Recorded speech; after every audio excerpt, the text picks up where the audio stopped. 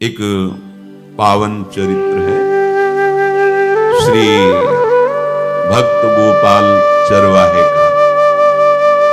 पहले ऐसा हुआ करता था कि सबकी गायें जैसे चराए तो सब लोग अन्न आदि जो है उसके घर भिजवा देते थे और गायें छोड़ देते थे।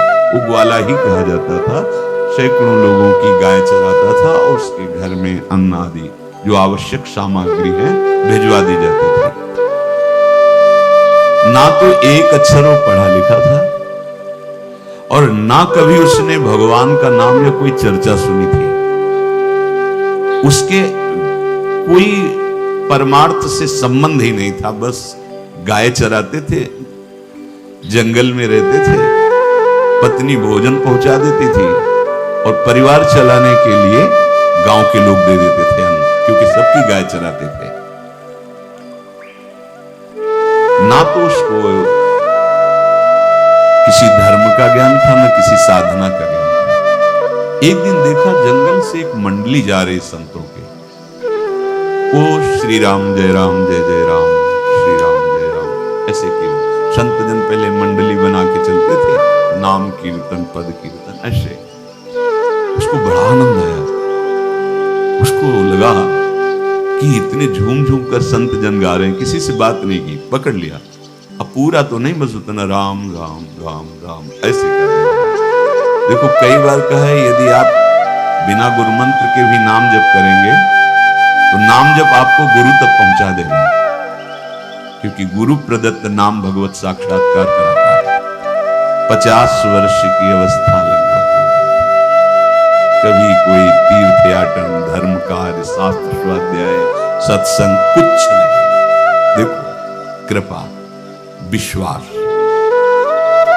अब वो अलौकिक ढंग से नाम में मिठास लगने लगी उसको। जोर जोर से कभी कभी नाच पड़ता, चरवाहा गाता, तो और जो लोग थे उसका उपहास करते।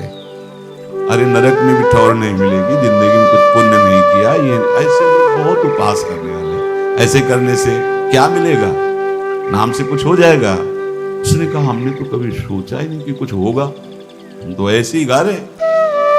पर ये लोग उपहास कर रहे हैं, क्या गलत है क्या ऐसा गाना?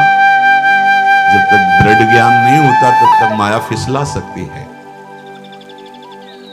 उसने कहा कि हम किसी लाभ के लिए, बैकुंठ जाने के लिए या कोई लाभ के लिए नहीं जपते, हमें तो अच्छा लगा, वो गा रहे थे संत जन तो हम गाने लगे। क्या सही में आप लोग समझते हैं कि ये गलत है? उनका तुम मूर्ख हो, तुम्हारी क्या समझ में आए? और उपहास करते उसका।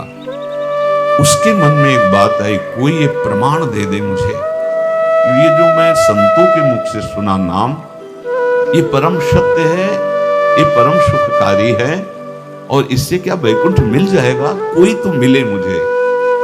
और जब किसी के हृदय में ऐसी आकांक्षा होती है तो वही मिल जाते हैं जो सबके हृदय की जानते हैं। एक दिन उसने देखा जब लोग दिल्ली की हंसी मजाक कर रहे थे, उसी समय एक लंगोटी पहने हुए, हाथ में कमंडल और दंड धारण किए हुए कोई वीतराग परमहंस दौड़ा चरणों में गिर गया। महाराज महाराज, बस एक बात आप बता दीजिए, जो हम राम राम कह रहे हैं, ये लोग उपहास करते हैं, क्या इससे हमारा कल्याण हो जाएगा, वैकुंठ मिल जाएगा?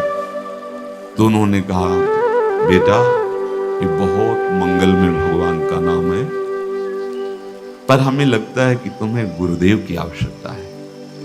यदि तुम गुरु कृपा पात्र बन जाओ तो इन उपहास करने वालों की बातें तुम्हारे मन में नहीं लगेंगी और निश्चित तुम्हें भगवत साक्षात्कार हो जाएगा।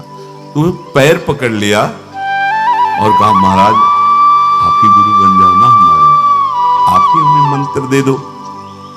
तो उन्होंने कहा हम तो तीर्थ यात्रा में हैं, ऐसा हम नहीं कर सकते, पर यदि तुम भगवान से प्रार्थना करोगे तो तुम्हारे कल्याण के लिए सदगुरु प्राप्त हो जाएगा।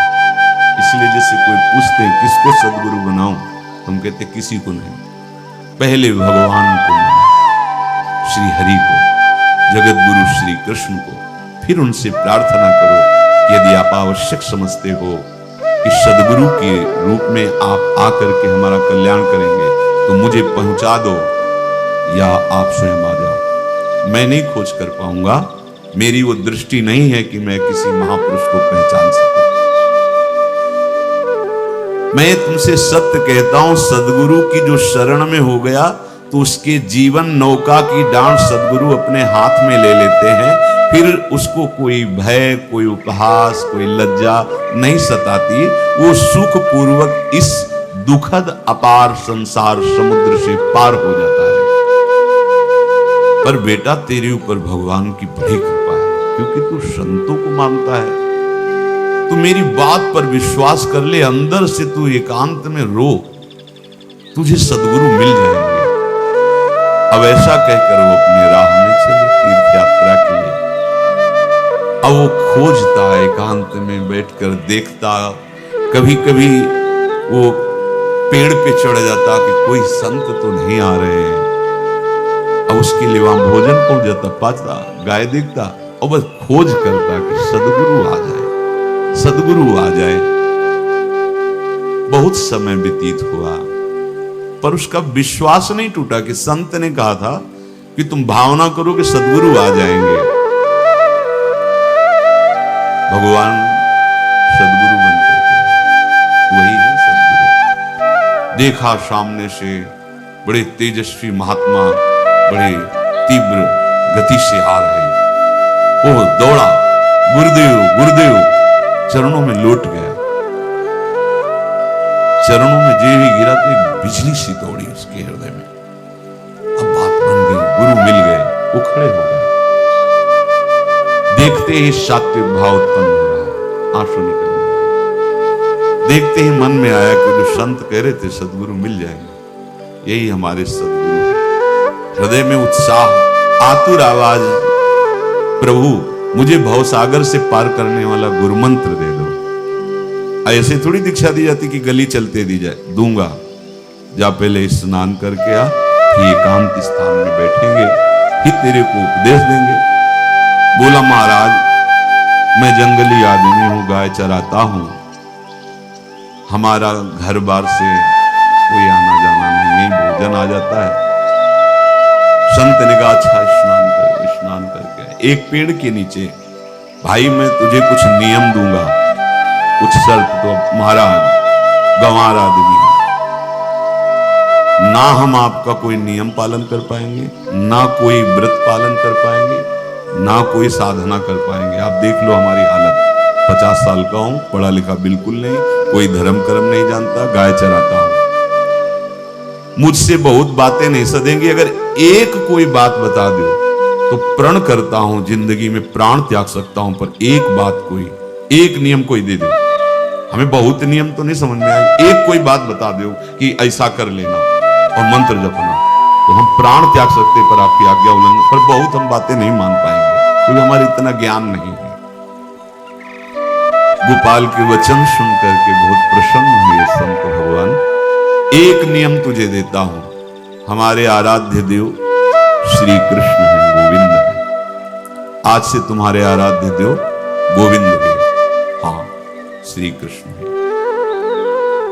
बिना उनको पवाए तुम्हें पाना नहीं है, बस यही तुम्हारे लिए नियम है। तुम्हारे पास जो आवे, सूखी रोटी, दूध, छाछ, जो बिना उनको पवाए पाना नहीं। सीधा सरल आदमी, गुरुदेव प्राण चाहे चले जाए, बिना उनको पवाए आज के बाद कभी जिह्वा पे कुछ नहीं जाएगा। ऐसा गुरुजन आदेश करते हैं वैष्णव मार्ग के पथिकों को कि जल भी बिना अर्पित किए मत पियो। अगर आप बिना अर्पित किए पीते हैं तो आपकी बुद्धि में इष्ट देव के प्रति ममत्व तो नहीं आ पाएगा, नहीं आ पाएगा। अब तो गोपाल नाच पड़ा कि गुरु मिल गए, गुरु मंत्र मिल गए और इष्ट का पहचान मिल गई। उसी समय घर से भोजन आया, कभी चटनी रोटी, ऐसे बैठा एकांत वृक्ष गिर, आओ गोविंद भोग पाओ। अब गोपाल विचार में लगा कि आ तो रहे हैं ही नहीं। दोस्तों हमारी वीडियो गुरु जी ने कहा बिना पवाए, पूरा दिन व्यतीत हो गया। गुरु जी कह रहे थे घट घट में विराजमान भगवान है, तो कहीं से भी प्रकट हो सकते हैं। तो अंदर